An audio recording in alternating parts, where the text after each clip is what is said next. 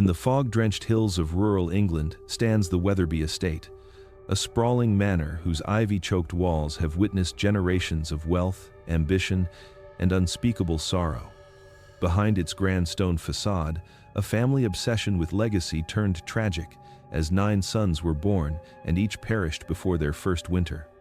The villagers whisper of curses, coal dust tunnels, and restless spirits, while historians debate disease, neglect, or something far older haunting the house. Rooms remain cold long after fires die, cradles rock without wind, and faint cries drift through the ruins when frost grips the earth. This is not merely a tale of wealth and privilege, but of a lineage trapped in grief, of children who never grew, and a manor that remembers every first breath, every first cry, and every first frost. The Wetherbys' story is a chilling echo of lives interrupted, a macabre legacy that refuses to be forgotten. Sorry for the interruption. Where are you tuning in from? Drop it in the comments. The Wetherby estate stood like a sentinel over the countryside, perched on the slope of Ashford Hill where the mists never seemed to lift. Built in the late 1700s, its architecture was grand, almost boastful, as if its very stones were meant to remind the villagers below who held the wealth and power. Thick ivy clung to its walls like veins, twisting over cracked stone and choking the life from what once had been pristine. The great windows stared out like watchful eyes, catching the dim light of the moon and throwing it back in pale, distorted reflections. Travelers passing through the valley often stopped to look upon the manor, but few lingered. They said the house breathed with a life of its own, that its chimneys exhaled not smoke but whispers, carrying stories no one dared to repeat aloud. The gravel path leading to the wrought iron gates was overgrown with weeds, and the gate itself sagged on its hinges, yet no one in the village ever dared to cut the vines away. For them, the Wetherby estate was less a home and more a mausoleum that refused to die. Locals whispered that the grand halls were cursed. To them, the tragedies of the Wetherby family were not isolated misfortunes but part of a pattern written into the very bones of the house. From the outside, it was easy to see wealth. A sprawling garden that once bloomed with roses, a ballroom with glittering chandeliers that caught candlelight like stars, and corridors lined with imported oak panels. But to those who lived in its shadow, the estate was a tomb where laughter went to die. The villagers spoke quietly of strange sounds carried down the hill. At night, when the air was still, they swore they heard the echo of crying babies drifting from its upper windows, though no infant had lived long enough to fill those rooms with life. Some described seeing a flicker of light in the nursery wing, as though someone paced the floor with a candle, yet the family swore the wing had been sealed for years. Others claimed the bells of the chapel rang faintly during winter storms, though the ropes had long rotted away. The Wetherbys themselves denied these rumors. They dismissed the tales of curses and shadows as idle gossip, insisting their tragedies were nothing more than cruel coincidences. Yet the faces of the family told another story lined with sorrow, eyes hollow with sleepless nights, and voices lowered whenever the subject of children arose. Ashford Hill may have held their fortune, but it also held their grief. And as the years passed, the house seemed to absorb it, brick by brick, until the very air around the estate grew heavy with sorrow. To those who gazed upon the Wetherby manor, it was clear. Whatever lingered inside its walls was not meant to be understood, only endured. Thomas Wetherby was not born into greatness, but he carved it out of the earth with his own hands, or more truthfully, with the hands of men who toiled and bled for him in the coal pits of northern England. In the early years of the industrial age, while others hesitated to gamble on the black dust beneath the hills, Thomas invested everything. He bought land, built shafts, and drove men deep into the choking dark. Fortune favored him, though at a heavy cost.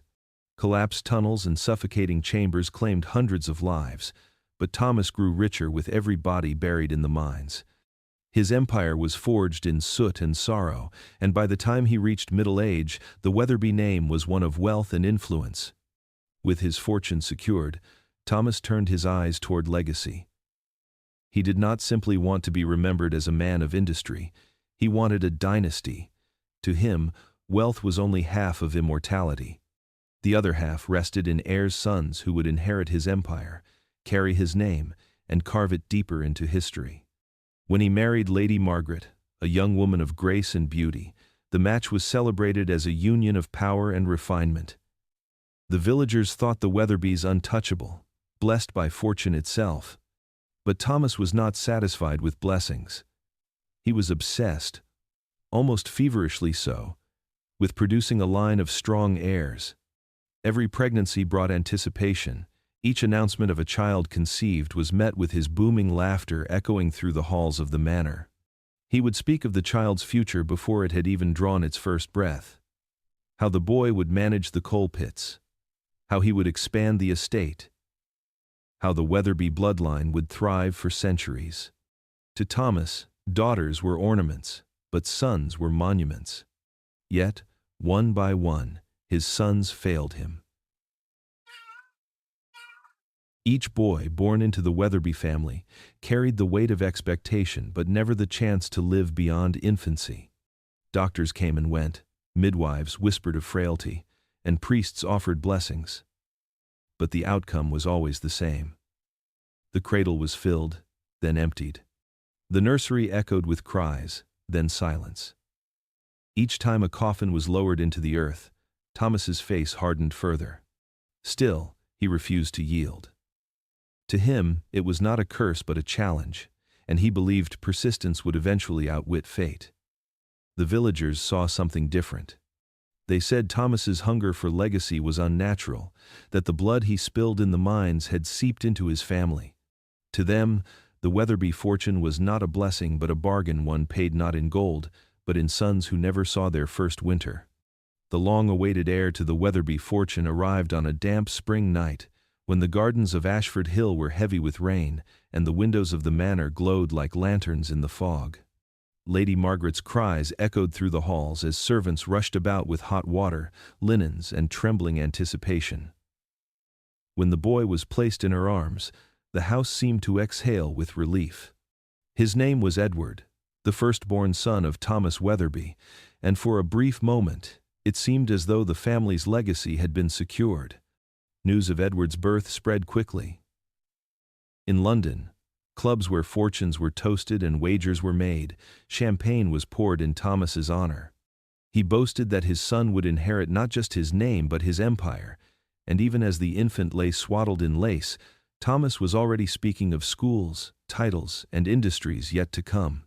The villagers below the hill whispered that perhaps the Wetherbys had finally broken whatever shadow clung to them. For the first time in years, there was hope that the house on Ashford Hill might ring with the laughter of a child. But the joy was fragile. Within days, unease crept into the nursery.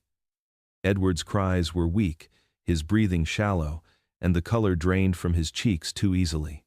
Midwives murmured their concerns, but Thomas silenced them with threats of dismissal. To admit frailty in his heir was unthinkable. He ordered the fires stoked higher, the windows sealed against the damp air, and physicians brought in at great expense. Each one examined the child with grave expressions, yet none could offer more than vague assurances. Weeks passed, and the silence began to outlast the cries. The boy who had been heralded with such promise grew quieter with each dawn, his tiny chest heaving as if the very act of drawing breath was a burden too great. On a morning heavy with mist, a nurse entered the nursery to find Edward still and pale in his lace-trimmed crib, his lips cold and blue. She screamed, and the sound carried through the manor like a shattering glass. The doctors blamed weak lungs, a common enough diagnosis in those days, but among the servants, a different explanation took hold. They said the house itself had stolen his breath, that no child could survive long within those walls. The villagers below shook their heads knowingly, whispering that the Wetherbys had been marked, and that Edward's short life was only the beginning of a story written in sorrow. Thomas did not weep. At the funeral, he stood rigid beside the tiny coffin, his jaw clenched and his eyes fixed on the horizon. To him, Edward was not the end of hope but a bitter test of it. He vowed that more sons would come, stronger and hardier, and that one would outlast the cold grip that had stolen his firstborn. But in the nursery of Ashford Hill, the silence lingered, heavy and unbroken, as if it had found a permanent place within the house. By the time the second Wetherby infant was carried to his grave, the whispers had begun. Among the women who served as midwives in the countryside, the name Ashford Hill became one spoken with dread. They came to the manor in pairs or trios, clutching their satchels of herbs, linens, and instruments, their faces pale as they crossed the threshold. What should have been moments of celebration, the first cry of a newborn, the soft cooing of a mother's comfort, always seemed to dissolve into silence within those walls. And silence, to a midwife, was the sound of death. The first time, they told themselves it was tragedy, nothing more. Infants were fragile, and death in the cradle was a fate many families faced. But when the second child was laid in lace and lowered into the earth before his first winter, the whispers grew louder. It was not just misfortune, they said. Something unnatural clung to the manor, something that breathed into the nursery and froze the children's futures before they had even been blessed. The women spoke of strange sensations that settled over them during the births. One midwife swore that the air in the nursery was always colder than any other room in the house, even when fires roared in the hearth. Another insisted she had seen frost forming on the edges of the crib's wooden frame, though outside the gardens were blooming in spring. They muttered that the walls seemed to close in, pressing against their chests, making each breath harder as they leaned over mother and child. And always, just beyond hearing, there was the faintest sound of whispering, as though someone stood in the hallway, murmuring a prayer or a curse. When the second infant was lost, many of the women refused to return. They would offer excuses, claim illness, or send younger apprentices in their place. Some went so far as to demand higher wages, not for the labor of childbirth, but for the risk of setting foot in Ashford Hill at all. Among themselves, they said the manor did not want children, that it devoured them before they could be baptized, before holy water could shield them from whatever prowled in the shadows. To the villagers, the midwives' fears were confirmation of what they already believed. Ashford Hill was cursed, and no blessing of priest or doctor could undo it. But within the house, Thomas Wetherby raged against such talk. He dismissed the midwives as foolish women, prone to superstition and hysteria. He paid them for their services, but he refused to acknowledge their warnings. To him, the deaths of his sons were accidents, cruel coincidences that would be overcome with persistence. Yet the women who had stood in those cold rooms knew otherwise. They left the manor with trembling hands and sleepless nights, haunted by the memory of tiny bodies that never warmed, by cries that never grew into laughter.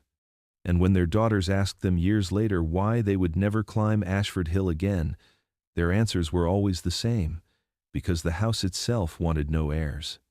The private chapel at Ashford Hill was never meant to hold so much sorrow, yet before long it became a place where the air was heavy with incense and grief.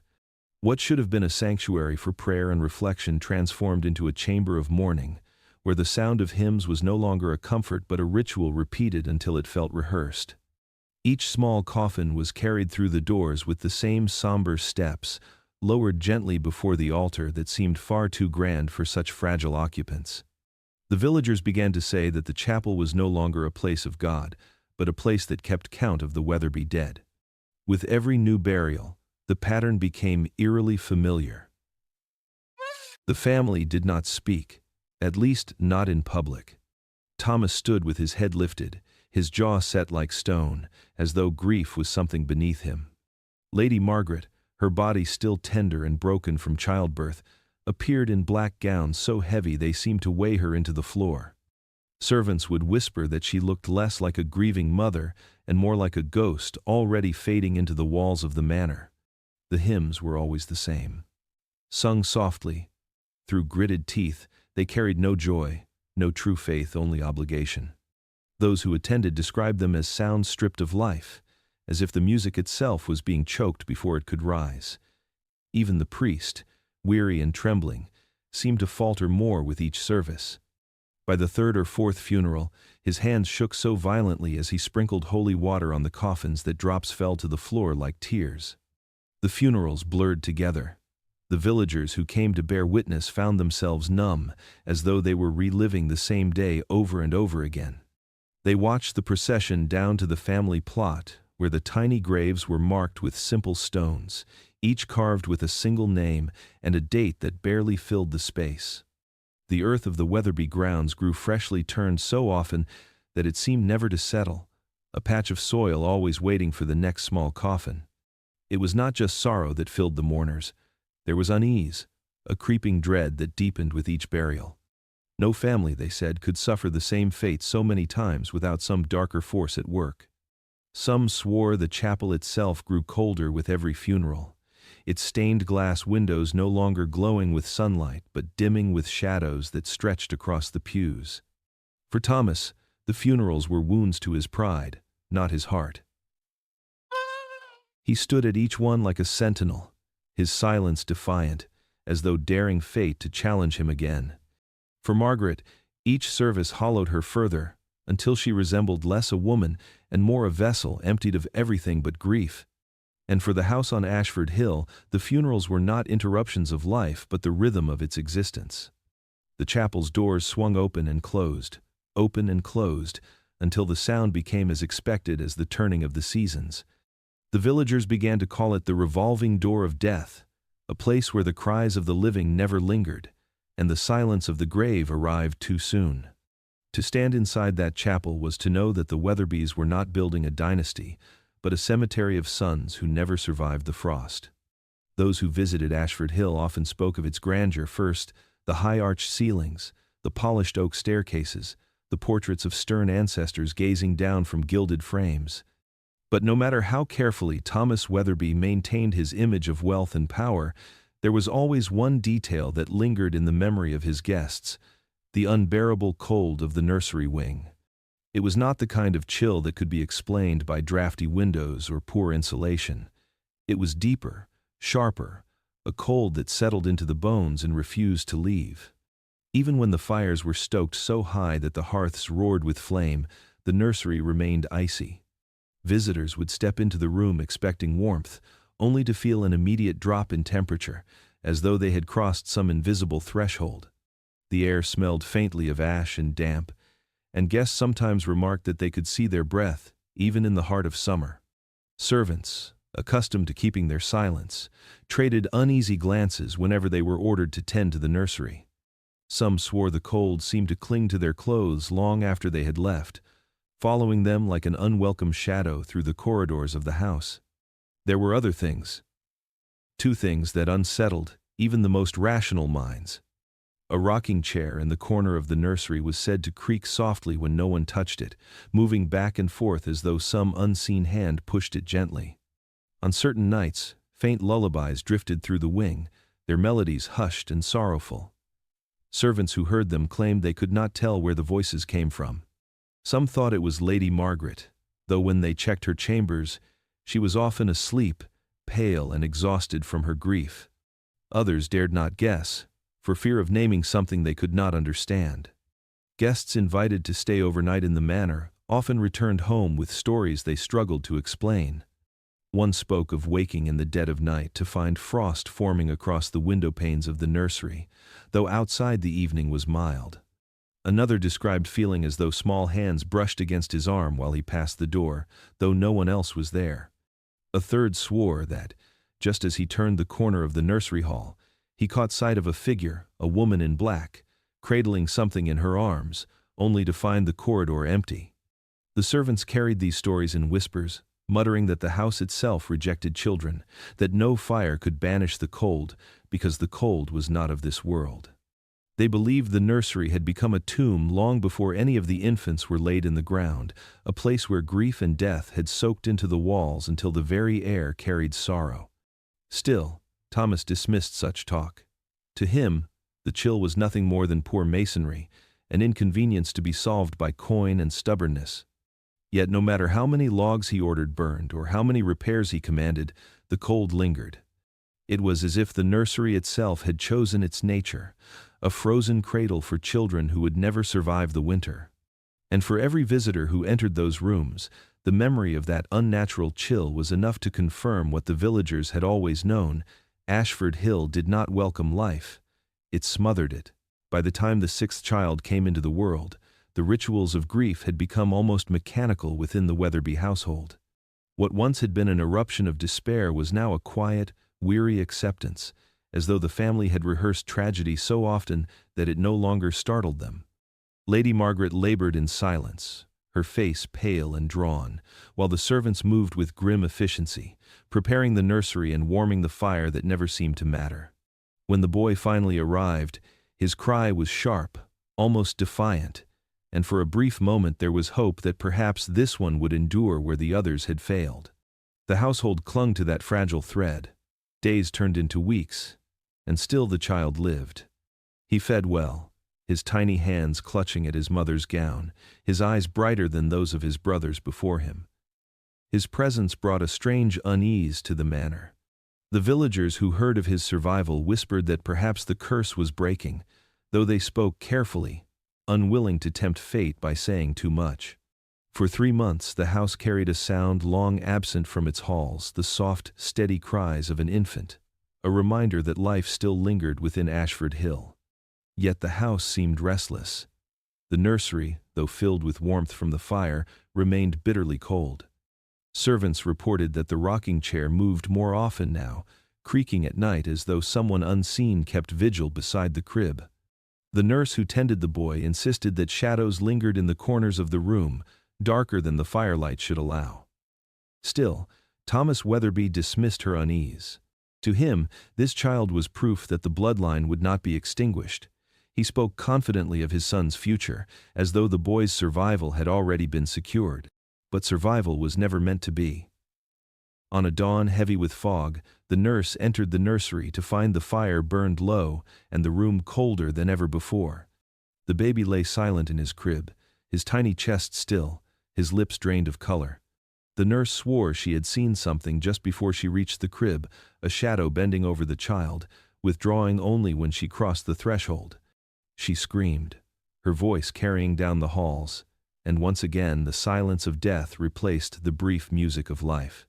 When the news spread through the village, no one was surprised. Some pitied the family, but many shook their heads and muttered that the child had never truly belonged to the world of the living. He had lasted longer than the others, but the end was inevitable. For Thomas it was another wound to his pride, another son taken before his name could be secured.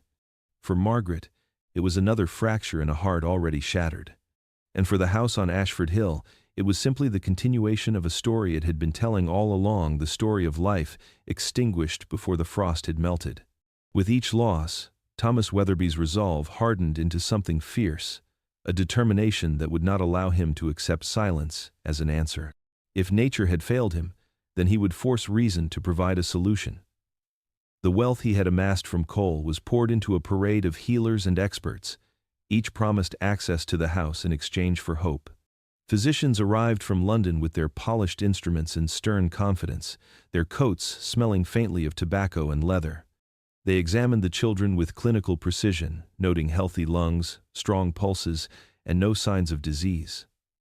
They left baffled, muttering about frailty and mischance, but never with answers. When the doctors failed, Thomas turned to men who called themselves specialists. Herbalists and apothecaries came with bottles of tinctures that promised vitality. They dripped strange brews into the mouths of the infants, bitter liquids meant to strengthen hearts and sharpen lungs. For a time, Thomas clung to the idea that science, or something like it, could preserve his heirs. But the results never changed. The infants weakened, paled, and slipped away as though guided by unseen hands. Then came the spiritualists, drawn by rumor as much as coin. They arrived with their flowing robes and silver amulets, claiming that the deaths were not of the body but of the soul. They burned incense in the nursery, chanting prayers to ward off evil, their voices echoing against the cold stone walls. One medium swore she felt the presence of restless spirits pacing near the crib, their jealousy choking the infants in their sleep. Another claimed the house itself was rejecting life, demanding silence in exchange for the fortune that had built it. Thomas tolerated their rituals with gritted teeth, his skepticism smothered by desperation. Lady Margaret, pale and exhausted, watched these ceremonies with hollow eyes, too broken to resist the promises of strangers. And then came the charlatans. Snake oil salesmen who peddled miracle tonics and charms, men who whispered of ancient remedies passed down through secret bloodlines. They promised the impossible: protection from curses, eternal health, life everlasting. Thomas, in his hunger for answers, paid them all. Gold coins passed through his hands like water, each one spent on a promise that dissolved before the first frost. But nothing worked. No physician, no herbalist, no mystic could explain why strong infants, born with healthy cries, with tiny fists that gripped tightly, failed before winter came. Each death deepened the mystery, and each failed remedy stripped away another layer of Thomas's certainty. To the villagers, the parade of experts was proof enough that the family was cursed. To Thomas, it was a humiliation, a constant reminder that no amount of wealth could buy the one thing he demanded: an heir who lived. The house on Ashford Hill seemed to mock every attempt.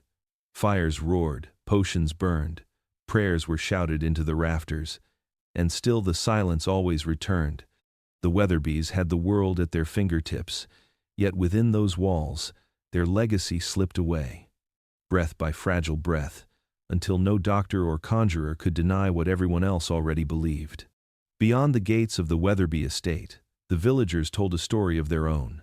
It was a tale whispered in taverns and around hearth fires, always with lowered voices and furtive glances, as though even repeating it aloud might draw the wrath of the manor. To them, the tragedies within Ashford Hill were not mysteries, but justice, long, slow, justice for sins committed in the dark pits of the earth. They remembered the coal mines, the lifeblood of Thomas Wetherby's fortune. They remembered the endless shifts, the choking dust, the tunnels propped up with timber that was never strong enough.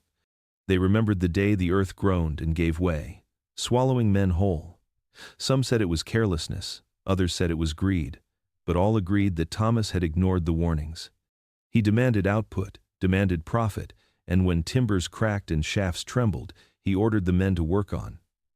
The collapse came swift, a thunder beneath the ground. Dozens were buried alive, their cries muffled by soil and stone before help could reach them. The widows who gathered afterward were said to have cursed him. Their grief was not just mourning but fury, and they carried it like a weapon. They spat his name in the churchyard. They blackened his reputation at the market, and, some claimed, they called upon older powers, the kind of prayers that did not rise to God but sank into the earth itself. They begged that his wealth be stained with the blood of his line, that every heir he fathered would return to the soil before their first winter's snow had melted. Over the years, this story grew into legend. Each funeral at the Wetherby Chapel was taken as proof, each coffin smaller than the last, a sign that the curse was working as intended. The villagers did not say the infants were weak, or that medicine had failed. They said the earth was reclaiming what Thomas had stolen. A man who buried others for profit, they reasoned, should bury his own in turn. And so the curse was passed along in whispers, embroidered with each retelling. Children dared one another to run past the gates at dusk, muttering the words of the widows under their breath. Old women told younger ones that no good could ever come from dealings with the Wetherbys, for their blood was already promised to the grave. To the outside world, the Wetherbys were victims of tragedy. But to the people of Ashford Hill, they were reaping the harvest of a bargain struck in greed and sealed in death. Thomas Wetherby denied these tales, of course. He called them superstitions from envious mouths. Yet the villagers never wavered. With each new grave in the chapel, their belief grew stronger, their certainty more unshakable. The curse was working, and no wealth, no doctor, no miracle could ever undo it. The earth always remembers, they said, and the earth always takes its due. Lady Margaret Wetherby had once been the jewel of Ashford Hill, admired for her beauty, her laughter, and the grace with which she carried herself through London's drawing rooms. She had been radiant on her wedding day, her cheeks flushed with youth, her eyes alight with promise, her future bound to one of England's wealthiest coal magnates. Yet the years that followed stripped her of that brilliance piece by piece, until she was little more than a shadow in silk. Pregnancy had ravaged her body, leaving it frail and wasted.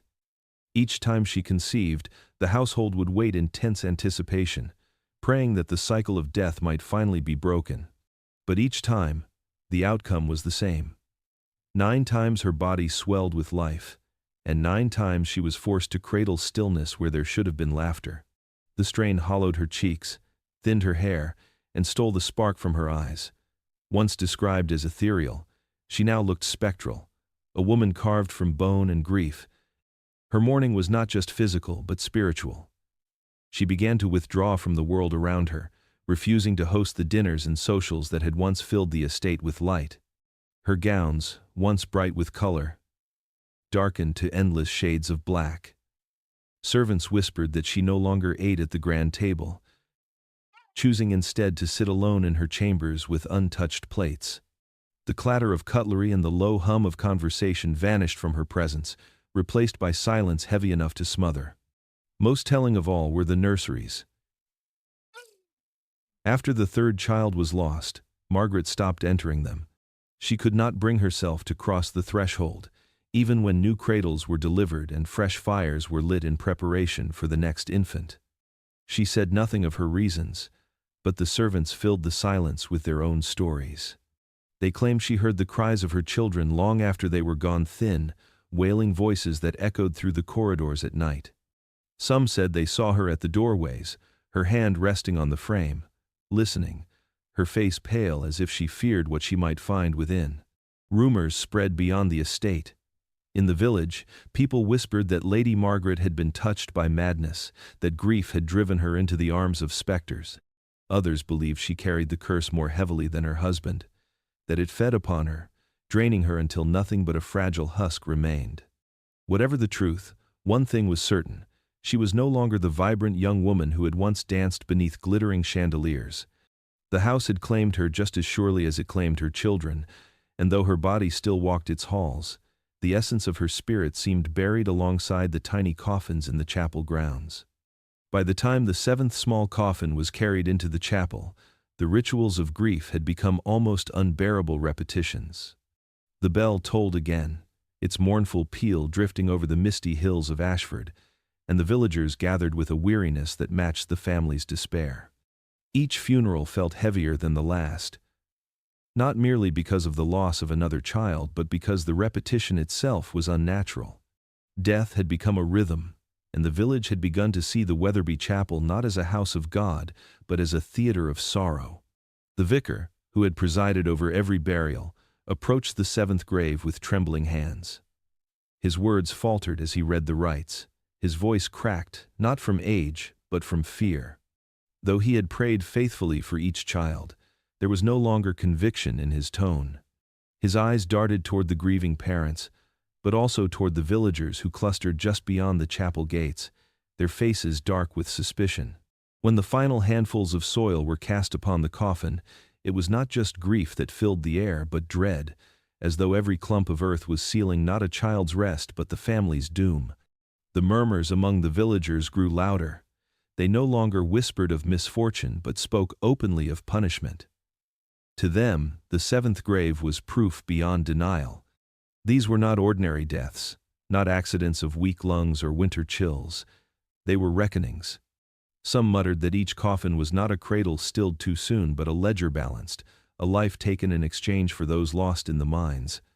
To bury the 7th child was to bury the evidence of Thomas Wetherby's sins, to return what he had stolen from the earth. The family bore it in silence. Thomas stood stiff, his jaw clenched, his black coat buttoned to the throat as if armor could protect him from the villagers' stares. Lady Margaret, hollow-eyed and gaunt, leaned upon the arm of a servant, her veil concealing more than tears. She no longer wept loudly as she had in the early years. Her grief had calcified into something wordless, a silent endurance that made her appear more ghost than living woman. As the coffin disappeared into the ground, the vicar made the sign of the cross, though his hand shook so violently it resembled a ward against evil rather than a blessing. When he turned away, his lips pressed into a thin line, the villagers noticed. They whispered that even the man of God no longer believed the Wetherbys were burying children. They were burying their own legacy, cursed from root to branch, and no prayer or hymn could wash away the stain. When the mourners dispersed, the chapel grounds felt colder than the season should allow. The seventh grave lay in perfect symmetry with the others, a row of sorrow stretching like a black line across consecrated soil.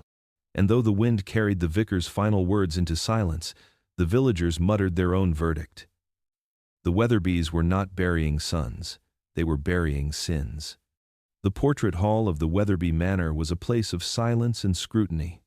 Generations of ancestors stared down from their gilt frames, their eyes painted with that peculiar intensity that makes even brushstrokes feel alive. Coal magnates, stern matrons, military men in polished uniforms, each one stood frozen in time, their faces arranged into solemn reminders of power and endurance. To walk through the hall was to feel judged, as though every step echoed in ears long buried. The servants who tended the manor learned to avoid the hall after dusk. By daylight, it was simply eerie, its long corridor of faces bathed in dust-speckled Sunday. But at night, when the lamps flickered and the shadows stretched tall against the walls, the place seemed to change. Whispers carried through it, though no mouths moved, and the gaze of those painted figures felt more intrusive, more watchful, as if the canvases themselves breathed with the house.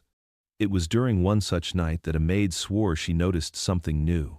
Between the portrait of Lord Edmund Wetherby, a grim-faced patriarch from the 17th century, and Lady Agnes, a pale-eyed matron, there seemed to be another frame. She could not recall seeing it earlier that day, and yet there it was, hung crookedly, its paint still fresh, the scent of oil and linseed lingering in the air. The canvas was incomplete, a child's figure only half-formed. Its features blurred, as though the artist's hand had been interrupted. What was clear, however, was the smear of crimson that ran across the child's chest, a jagged streak that looked more like blood than paint. By morning, the canvas was gone. The maid said nothing, fearing dismissal, but others began to notice similar apparitions. A footman cleaning the sconces insisted he saw the same painting, though in his telling the child's eyes had been detailed, large, sorrowful, and unblinking. Another swore he saw the portrait pulse faintly in the dark, as though the child were struggling to step out from within the frame. Each time, by the light of dawn, the canvas vanished, leaving only the familiar row of ancestral faces. The whispers among the servants grew louder. They said the house was painting its own history, recording the lives of children who had not lived long enough to earn a portrait. The crimson, they insisted, was no artist's flourish, but the mark of their deaths. To stand in the hall too long was to invite the gaze of those unfinished eyes, to feel the weight of children lost but not forgotten. Lady Margaret refused to enter the hall at all. When questioned, she would only say that she could not bear to look upon the faces of those who had come before, nor the ones she feared were yet to come. Thomas dismissed the tales as hysteria, ordering the servants to keep their gossip quiet. But even he could not help but glance uneasily at the space between Edmund and Agnes, where the light always seemed dimmer, as though waiting for another canvas to appear. And so the portrait hall became more than a gallery. It became a ledger of sorrow, a place where the walls themselves seemed determined to remember the sons who had been lost before the world could. The night the twins were born, the manor groaned under the weight of a storm. Wind lashed against the shutters, and rain pelted the stone walls with a fury that seemed to rattle the very bones of Ashford Hill. Inside, the air was thick with tension, but also with something not felt in years' hope. 2 boys had come into the world, their cries sharp and insistent, a duet that cut through the thunder. For the first time, Thomas Wetherby allowed himself to believe that fate might be swayed, that 2 sons born together might stand stronger against whatever shadow had taken the others. Lady Margaret, weak but alive, held one against her chest while the nurse rocked the other nearby. The household bustled with cautious joy. Servants whispered prayers of gratitude, and even the vicar, summoned in haste, dared to smile when he blessed the infants. 2 sons, an heir and a spare, as Thomas murmured, almost trembling with relief. He raised a glass of brandy before the storm-lashed windows, his voice thick with triumph. Perhaps the curse had broken at last. For several days, The manor seemed lighter. Fires burned brighter. Laughter, though hesitant, returned to the servants' quarters, and Margaret herself allowed the faintest trace of a smile. The twins grew in unison, their tiny fingers curling around whatever they touched, their cries mingling in the air like music. It was easy to believe that the house itself had relented, that the storm which had ushered them into the world had washed away the shadows that haunted it. But winter does not yield so easily, and neither did the curse. As the first frost crept across the nursery windows, thin and sharp as spiderweb glass, the infants began to weaken. At first it was subtle, a faltering breath, a cry that seemed softer than before. Then both began to fail together, their decline as synchronized as their birth.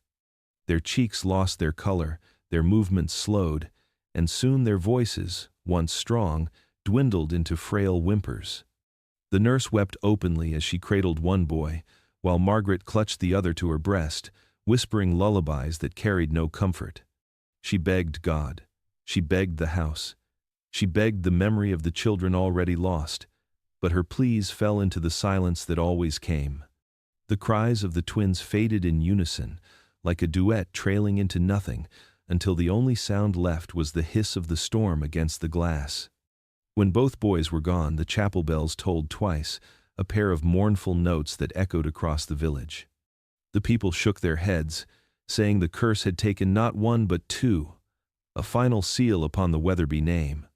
To them, it was not tragedy but inevitability, the last verse of a song that had been sung too long. In the portrait hall, servants swore they saw two new smudges appear between the ancestors, faint outlines of children's faces, side by side, their features blurred but bound together. The twins had come into the world together, and together they had left it, leaving behind a silence deeper than any storm. The ground was still iron-hard when the Wetherby twins were carried to their graves. Snow clung stubbornly to the chapel yard, the frost refusing to yield, as if even the earth resisted receiving what was left of them. Two coffins, small enough to be borne by a pair of trembling pallbearers each, were placed side by side. Their pale wood gleamed against the darkness of the soil, identical in every detail, as though mocking the symmetry of their short lives. This funeral was unlike the others. By the seventh burial, the villagers had muttered curses under their breath. By the eighth, they had spoken of inevitability. But the ninth broke something within the community itself. For the first time, the church bells did not toll to announce the loss. Their silence hung heavier than sound, for the villagers feared that ringing them again might summon the very shadow that had haunted the Wetherby nursery for so long. If death listened for those bells, they reasoned, then better to leave them silent. The vicar's voice carried through the biting air, thin and cracked as he read the rites. He seemed weary, defeated, his words spoken more to duty than to faith. His hands shook as he sprinkled holy water across both caskets, the drops freezing almost as soon as they struck the polished wood. Behind him, the villagers stood in silence. No hymns rose to meet the winter sky, no prayers echoed through the yard. They came not to comfort the family but to witness the inevitable, to mark the continuation of a story they no longer doubted was cursed. Thomas Wetherby stood rigid, his face a mask carved from stone, his eyes fixed not on the graves but on the horizon. If he looked down, if he acknowledged what lay at his feet, he might shatter under the weight of his failure. Lady Margaret, veiled and skeletal, was held upright by two servants. She swayed like a reed in the wind, her body still ravaged from the birth, her spirit hollowed from yet another loss. She made no sound, no sob, no plea, only a silence so profound it seemed to echo louder than wailing ever could. As the coffins were lowered, the villagers shifted uneasily. Some crossed themselves, others turned away, unable to watch. It was not grief that filled their eyes, but fear. Two sons buried together before spring had thawed the ground was not simply sorrowful, it was unnatural. They whispered that the earth beneath the chapel was fat with Wetherby blood, that soon it might refuse to take more. When the final clods of frozen soil struck the coffins, the sound was sharp, cruel, like stones against glass. The silence that followed was absolute. The bells did not ring, the hymns were not sung. Only the wind moved, carrying with it the bitter truth that the Wetherby name, no matter its wealth, had been chained to the grave. The villagers turned away quickly, muttering prayers not for the dead but for themselves. For if such a curse could consume even the rich within their great manor, what hope had they? The 9th coffin sealed more than the fate of children. It sealed the certainty that the Wetherby line was bound to sorrow until no more heirs remained. Time has a way of loosening tongues. While the Wetherby estate stood silent and imposing through the generations, its servants carried with them stories that would only surface years later, when distance and age dulled the fear. These were not tales told to children for amusement, nor whispers meant to entertain. They were confessions, spoken in hushed voices by women whose hair had gone gray, by men who had long since left the manor's service but never its memory. One former maid, who had worked in the nursery during Lady Margaret's final years, admitted she could never pass the threshold without hearing a faint humming. It was not the breeze, she swore, nor the creak of timbers. It was music low, rhythmic, the kind a mother might hum to soothe a restless child. She remembered pausing, straining to listen, her skin crawling as she realized the sound came from nowhere she could see. The nursery would be empty, its cradles bare, yet the melody lingered, circling the air like smoke. She said it grew louder on winter nights, the very season when each of the Wetherby sons had been claimed. Another servant, a young footman at the time, recalled being sent to stoke the fires in the nursery wing. He remembered the strange chill that never seemed to lift, no matter how hot the flames roared. As he bent to the hearth, the sound of wood on wood caught his ear. Turning, he saw one of the cradles rocking gently, though no hand touched it, and not the faintest draught stirred the curtains. He dropped his poker in fright and fled the room, his shouts echoing down the corridor, though by the time others arrived, the cradle was still. He never again set foot in that wing. The most chilling account came from a nursemaid who remained at the manor long after Thomas Wetherby's death. She spoke of returning one night to fetch linens, when she saw a figure standing over an empty crib. It was tall, broad-shouldered, dressed in the severe black coat she remembered from her master's lifetime. At first, she thought some intruder had entered the house. But as the figure turned, she recognized Thomas's stern face, pale as candle wax, his eyes fixed upon the cradle as though watching a child that was no longer there. She dropped her bundle and fled. And though she never dared speak of it while she lived under the Wetherby roof, she carried the memory with her for decades. When at last she confessed it, her voice trembled even in old age, as though the sight had frozen her heart forever. Others told smaller tales, the sound of infant cries echoing down the corridors when no children remained alive, the impression of tiny handprints in the frost upon the nursery windows, the feeling of being watched by unseen eyes whenever they passed the portrait hall. Some said the house itself seemed to mourn, its timbers groaning at night as though echoing the sorrow within. To outsiders, these accounts sounded like superstition, the fancies of frightened staff.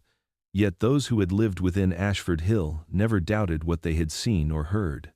They spoke not for attention but as a kind of release, a burden unshouldered after years of silence. The Wetherby manor had been more than cursed, they said. It had been haunted, not just by the memory of 9 dead sons, but by the restless presence of a patriarch who would not yield to death, standing guard over cradles that would never again hold life. The death of the 9th son did more than silence the nursery, it extinguished the future of the Wetherby name. In a world where lineage and legacy were the lifeblood of a family's worth, the absence of a male heir was not simply a private sorrow, it was a public humiliation. The once mighty Wetherby line, built on coal and steel, shrank into whispers of pity and superstition. What had been a dynasty became a cautionary tale, spoken of in hushed tones in drawing rooms and village taverns alike.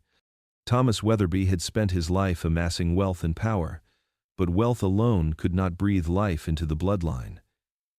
With each coffin lowered into the earth, his vision of a dynasty crumbled. Daughters were born, yes, 3 of them, but in Thomas's eyes, they were ornamental, not heirs. They were pawns to be married off.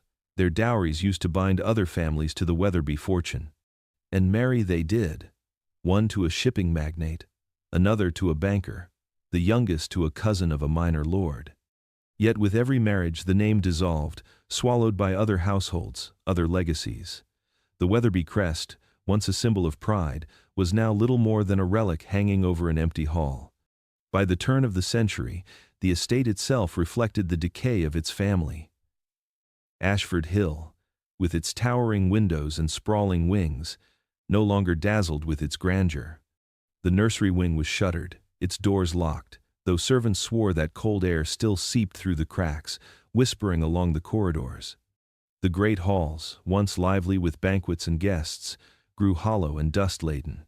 Chandeliers that had sparkled with candlelight now dripped cobwebs, and the grand staircase, carved from imported oak, creaked under the weight of neglect.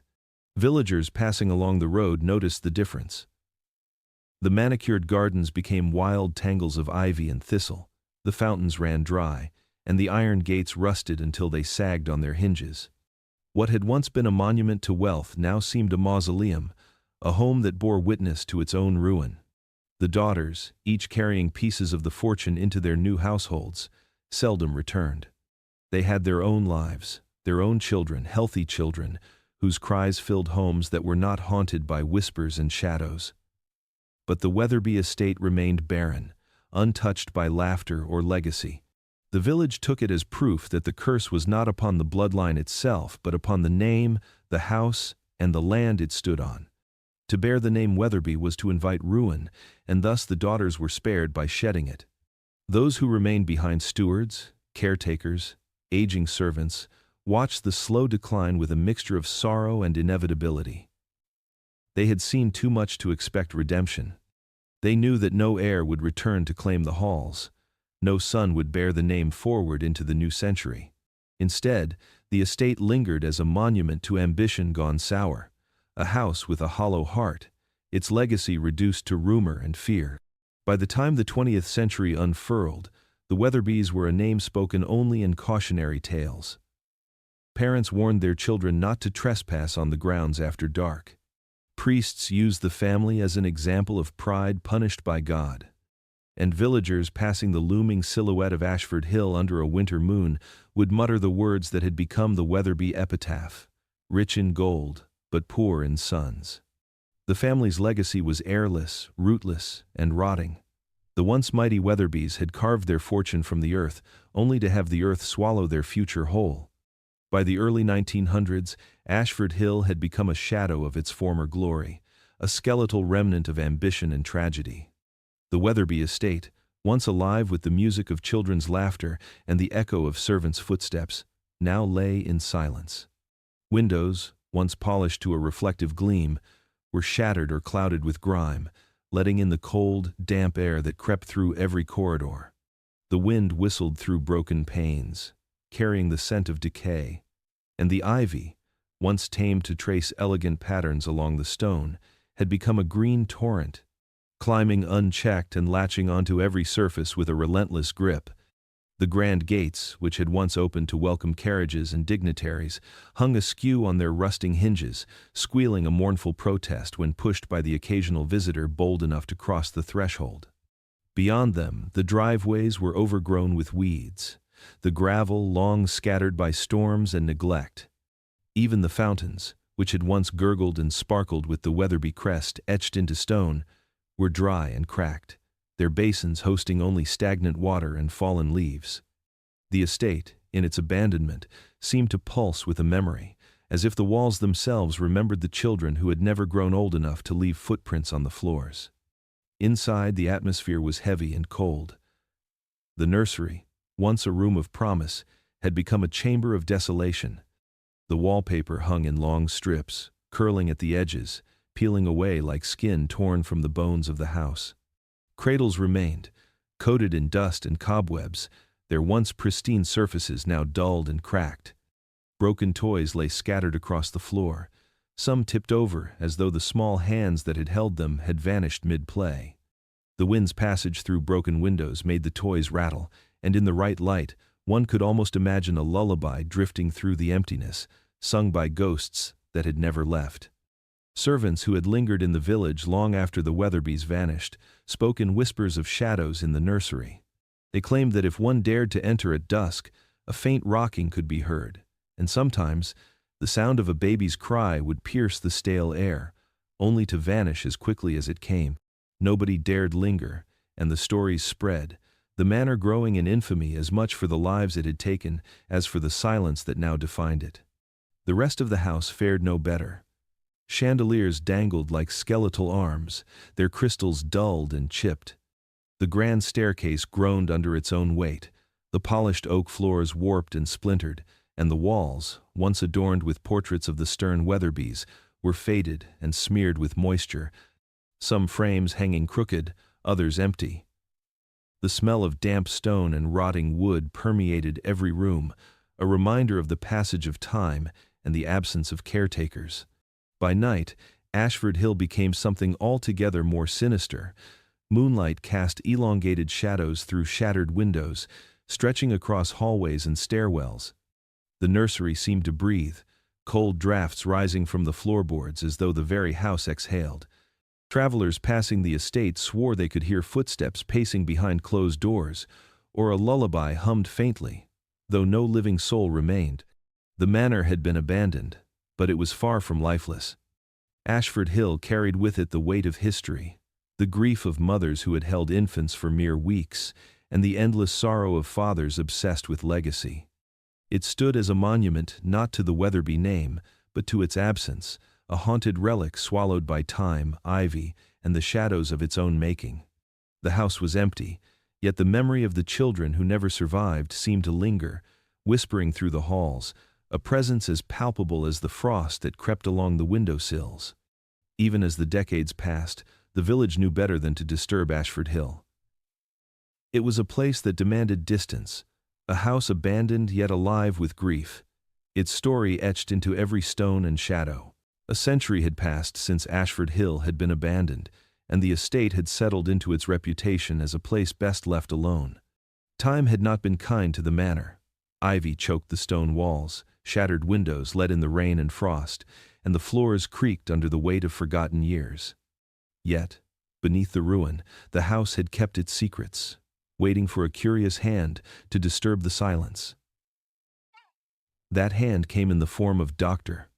Jonathan Merrick, a noted archaeologist with an obsession for the hidden histories of England's decaying estates.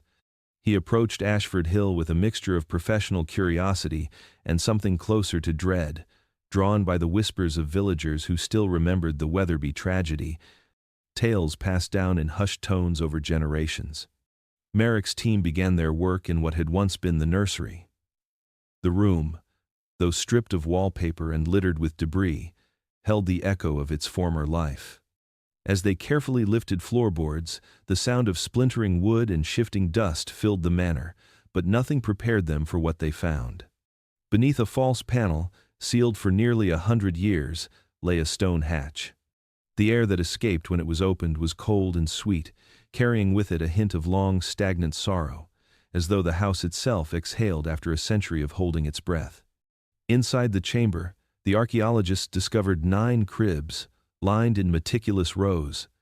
Each crib was crafted from dark, polished wood that gleamed unnaturally despite the surrounding decay, as if time itself had been unable to tarnish them. The mattresses were small, yet perfectly preserved, and atop each lay a toy: a wooden soldier, a painted horse, a small porcelain doll. Each toy was pristine, unmarked by the dust or decay that had claimed the rest of the manor. Not one had been remembered by any living servant, nor recorded in any inventory. It was as if they had been placed there intentionally, waiting, untouched, for a century. Merrick knelt beside the first crib, tracing his fingers over the delicate toy horse. He could feel a coldness that was almost tangible, radiating from the wood and filling the chamber. The air was heavy, thick with the weight of memory and grief. The cribs themselves seemed impossibly small, each one a silent testament to the children who had never lived beyond their first winter. The alignment of the cribs was precise, almost ritualistic, suggesting that the chamber had been designed not for storage, but for preservation, a shrine hidden beneath the nursery floors. As the team explored further, they found inscriptions etched into the undersides of the cribs, nearly invisible to the naked eye. Each bore a name, a date, and a small symbol, a crescent moon, a star, a tiny cross markings that corresponded to the order in which the Wetherby sons had been born and lost. Merrick realized with a chill that this was not merely a hidden nursery, but a memorial of devotion and obsession. The toys, the cribs, and the symbols formed a record that no ledger or letter could capture, a story of grief and meticulous preservation orchestrated by hands long gone. The discovery sent a ripple through both academia and the local community. Experts debated the chamber's origins. Had it been built by Thomas Wetherby himself, a final act of reverence for sons he had failed to protect? Or had it been Lady Margaret, a mother whose sorrow demanded immortality for her lost children? The villagers, long wary of Ashford Hill, whispered that the children had never truly left, that their presence lingered in the shadows of the cribs, reflected in the toys that seemed almost to tremble when touched. Dr. Merrick remained in the chamber long after his team had left. He could feel a presence in the silence, a pull toward the cribs, as though the children themselves were acknowledging him. There was no malice, only a quiet insistence, a reminder that the history of the Wetherbys was not merely tragic, but eternal. Every tiny crib, every forgotten toy, every careful etching was a testament to lives that had been both mourned and memorialized, preserved in a chamber beneath the nursery that no time could fully conquer. Ashford Hill, abandoned though it had been for a century, had revealed its most intimate secret, a hidden shrine to 9 sons, each one lost, yet immortal in the stillness of the chamber. By the time the Wetherby chamber was uncovered, debate had already ignited among historians, folklorists, and local scholars. The manor had revealed its secrets, but the mystery remained unsolved. How could 9 sons, all seemingly strong and healthy at birth, fail to survive past their first winter? Scholars argued over medical records, half-burned letters, and midwives' notes, trying to untangle the threads of nature and neglect. Some insisted it was genetic, a cruel inheritance passed silently from one generation to the next, a hidden weakness that modern science might finally understand. Others whispered that the issue lay in Victorian society itself, in the rigid expectations of heirs, the stifling air of wealth, and the relentless obsession with lineage. Children were wrapped too tightly, fed too strictly, or left alone in rooms so cold that life itself seemed to retreat from their tiny bodies. Yet for every rational explanation, the shadows of Ashford Hill suggested something darker. Villagers whose grandparents had whispered of Thomas Wetherby's coal mines and the tragedies of men buried alive insisted that the deaths were not coincidence. The curse, they said, was born in the dust of those tunnels, in the anger of widows whose husbands had never returned. It was carried in whispers and superstition, into the nursery, into the very walls of the manor, where it lay in wait for the first cries of a newborn. Some claimed that on cold nights, long before the modern era, the wind would howl through the nursery corridors with a voice that was not wind at all. It spoke of promises broken, of children taken before their time, of sins paid in tiny lifespans.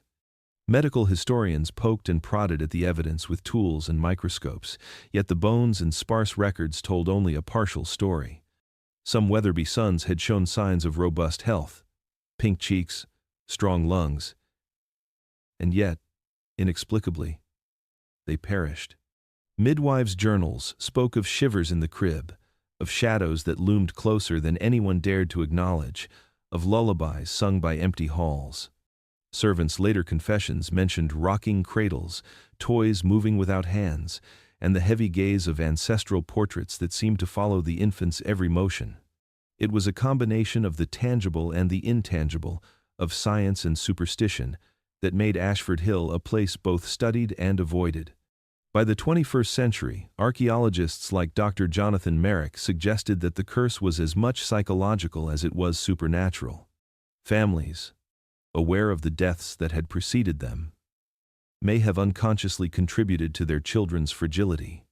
Stress, grief, and fear could manifest physically in ways that Victorian medicine could neither detect nor prevent. Yet, The villagers' stories persisted, and even Merrick admitted, in private moments, that standing in the nursery beneath the nursery floor, among 9 perfectly preserved cribs, one could feel a presence that science could not measure, a pull, an awareness, a whisper that something unseen still lingered. Some theorists argued that the curse was the result of Thomas Wetherby himself, his obsession with heirs so great that it created a ritualistic pattern, a repetition of loss that somehow fed upon itself.